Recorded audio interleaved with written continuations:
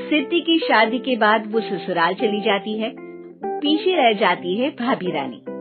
सिद्धि के ससुराल जाते ही भाभी कहती है, अरे वाह जी वाह, सारे कपड़े मेरे। हाय रे पैंट, अरे वाह वाह, मजा आ जाएगा। अरे ये सिद्धि की अलमारी के सामने खड़े होकर क्या बड़बड़ा रही है? जाकर देख मेहमानों को विदाई की मिठाई मिली कि नहीं। अब हाँ माँ जी, क्यों नहीं, लेकिन पहले कपड़े तो बदल लूं। अब रानी आ जाती है सिद्धि के उन कपड़ों में जो वो ससुराल जाने से पहले घर छोड़ जाती है। अरे रानी, कुछ दिन रुक जाती। अरे ये तो सिद्धि बिटिया को मैंने ही दिया था, बड़ा ही फबता था उस पर, तुझ पर तो कुछ खास नहीं लग रहा। अब वो ना मेरे सारे कपड़े गीले थे तो सोचा पहन लूं। वैसे भी सिद्धि को कौन सा दिन पुराने आउटडेटेड कपड़ों को पहनना है। वैसे भी ये सूट तो मैंने तभी पहना था, वैसे खास है भी नहीं ये। हाँ ठीक है, लेकिन ना मेरी सिद्धि पर तो जमता था। सारे मेहमान चले जाते हैं और सिद्धि ससुराल से मायके पहली बार आती है। अपना घर, अपना कमरा, अपनी अलमारी।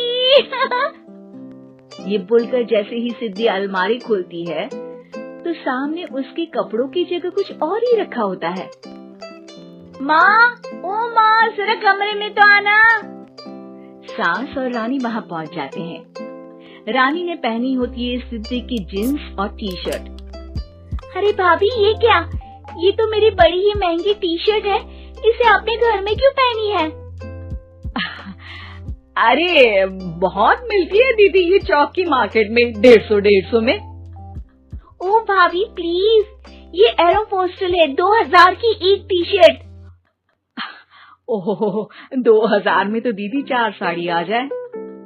अब क्या बोलूं? भाभी, ये मेरी अलमारी में छोटू के कपड़े, तो मेरे कपड़े कहाँ है? मेरी अलमारी में? अब दीदी आपको कौन से पुराने कपड़े पहनने थे? माना भाभी, लेकिन मैं जब घर आती तो यही सब पहनती ना। अरे तुम तो बड़ी कंजूस हो दीदी। खैर, वक्त आता है जब सिद्धि ससुराल के लिए रवाना हो रही होती है। अरे रानी, अंदर से सिद्धि का गिफ्ट ले आ, लड़की पहली बार ससुराल से मायके आई है। रानी अंदर जाती है और एक सिंपल सी साड़ी लेकर बाहर आ जाती है। ये लीजिए माँ जी। सास बेटी को गिफ्ट देकर ससुराल भेजती है। अगले दिन रानी एक सुंदर सी साड़ी पहनकर सामने आती है। अरे रानी, ये तो वो साड़ी है जो मैंने सिद्धि को देने के लिए दी थी जब वो ससुराल ले जाती, लेकिन ये तूने कैसे पहन ली?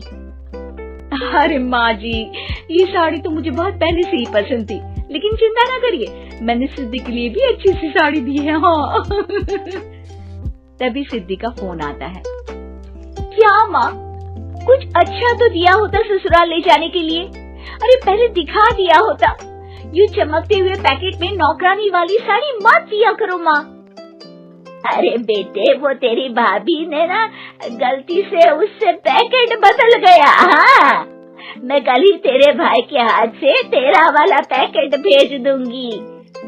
अरे रहने दो माँ, आई एम श्योर भाभी ने अभी वही साड़ी पहनी होगी जो तुमने मेरे लिए रखी थी। तुम तो समझ नहीं पाई उनको। खैर छोड़ो, मैं ज्यादा बोलती अच्छी नहीं लगती, रहने दो, आपको उन्हीं के साथ रहना है, फिर बात करेंगे। सास को रानी पर गुस्सा आ जाता है। वो उसके कमरे में जाती है जहाँ वो शादी का एल्बम देख रही होती है। रानी, मार्केट जाकर एक ऐसी ही साड़ी लेकर आ, कल प्रतीक जाकर सिद्धि के घर दे आएगा। अरे क्यों माँ जी, कितनी साड़ी देनी है दीदी को? यहाँ कोई सेल लगी है क्या? अरे चुप कर, मेरे बेटी के हिस्से की साड़ी खुद पहन ली, अब ज्यादा ज्ञान बांट रही है। एक दिन सिद्धि का फोन आता है। माँ, मेरी सास ने आप सबको खाने पर बुलाया है। सारे लोग सिद्धि के ससुराल पहुँचते हैं। खाना खाकर वो लोग निकल रहे होते हैं कि सिद्धि की सास सभी को गिफ्ट देती है। अरे बहन जी, बेटी के घर का खाना खा लिया यही बहुत है, जो आप ऊपर से गिफ्ट भी दे रही है। अरे बहन जी, आप भी कहाँ इन बातों पर विश्वास कर रही हैं।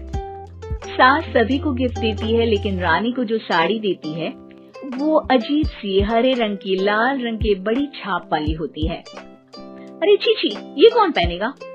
सासू माँ को तो जरी वाली इतनी सुंदर, और मेरे लिए ये नौकरानी वाली। अरे भाभी, दरअसल मैं जब भी घर आती थी आप वापसी में ऐसी ही साड़ी देती थी ना, तो माँ ने सोचा कि आपको आपकी पसंद की ही साड़ी क्यों न दी जाए। बेचारी रानी, बोलती भी तो क्या। सिद्धि और सास रानी का चेहरा देखकर हंसने लगती है, तो रानी समझ जाती है कि अपने ही बिछाए जाल में वो फंस चुकी है।